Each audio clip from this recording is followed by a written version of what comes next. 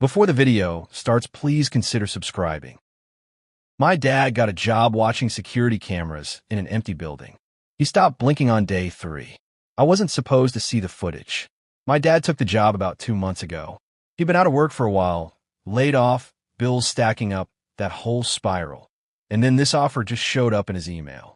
He swore he never applied for it. Night shift security, $85 per hour. All he had to do was sit in a small office in an old office complex from 10 p.m. to 6 a.m. and watch a bank of cameras. That was it. No patrols. No contact with staff. Just monitor and report irregularities. It sounded fake. Too good to be true. But the check cleared every week, and after the first 2 nights, he said it was the easiest job of his life. On the 3rd night, he came home quiet. Not tired. Not upset. Just weird. He sat in the kitchen for a while after Mom went to bed, didn't touch his food, and just stared at the microwave clock like he was waiting for something.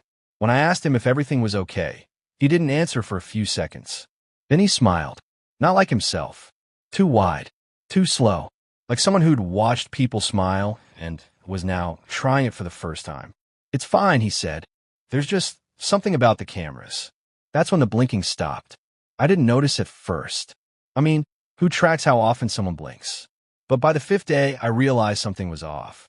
Dad would sit in front of the TV for hours without blinking.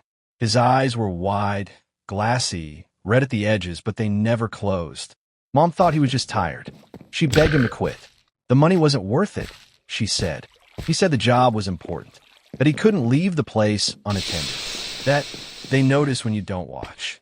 We didn't know what that meant. Not yet. On day 7, I followed him. He left at exactly 9:15 p.m. like he always did, carrying his coffee thermos and his lunch bag. I waited 5 minutes, then took my bike and followed his truck at a distance. He drove past the industrial park, past the shuttered gas station, and pulled into a crumbling business complex with a for lease sign so faded I couldn't even read the number. Every unit looked abandoned. Broken windows, weeds cracking through pavement. No lights, except for one, unit number 6. He went in and didn't lock the door. After a minute, I followed. It looked normal at first. Empty front office, dusty carpet, flickering fluorescent lights. But in the back, through a door marked authorized personnel only, there was a small windowless room. That's where he sat.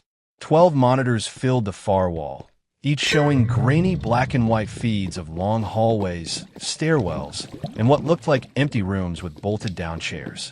The footage looked wrong, like it was a few frames behind reality, like every movement had a half-second echo. Dad didn't turn around when I came in. He just said, "You shouldn't be here." Then he added, without moving his mouth, "They already know you're watching."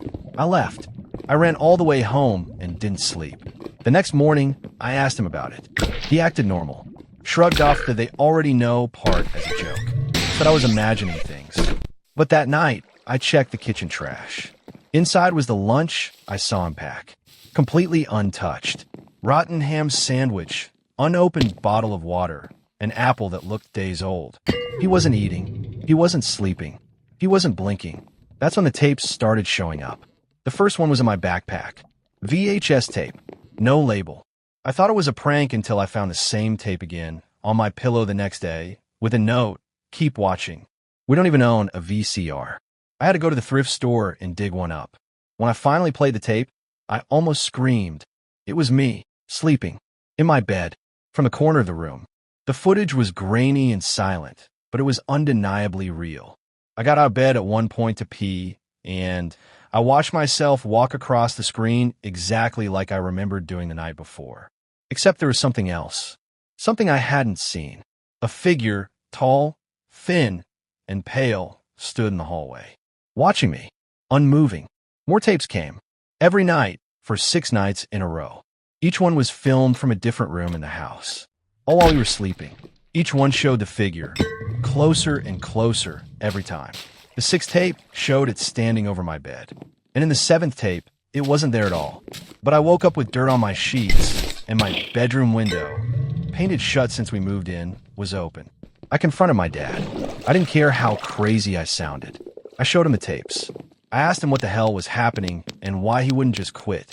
He just looked at me, dead-eyed, and said, You shouldn't have watched them. They know your face now. Then he blinked.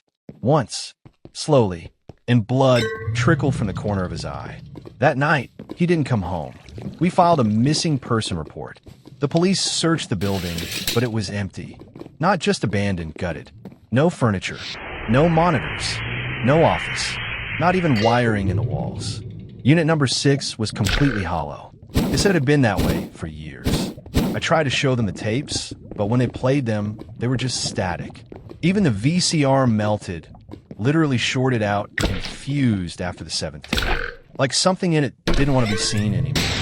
That was 2 weeks ago. The lights in my room flicker sometimes now. Always at 3:13 a.m. I see things and reflections that aren't there when I turn around. Pale shapes. Long limbs. Last night, I heard the VHS player, long dead, were back to life. No tape. No power. Just spinning. And from the hallway, I swear I heard my dad's voice whisper, "Keep watching. If you stop, they come through." I haven't slept in 3 days. I blink, and when I open my eyes, sometimes the furniture is just a little off. My bed's 6 inches to the left. The closet door open when it wasn't. My reflection just slightly delayed. Something is watching me now. Through the screen. Through every screen. And I finally understand what Dad meant. The job wasn't to watch them. It was to stop them from watching us. If you see a camera feed and it shows your room, don't look away. Not even once. Because if you blink, they blink back.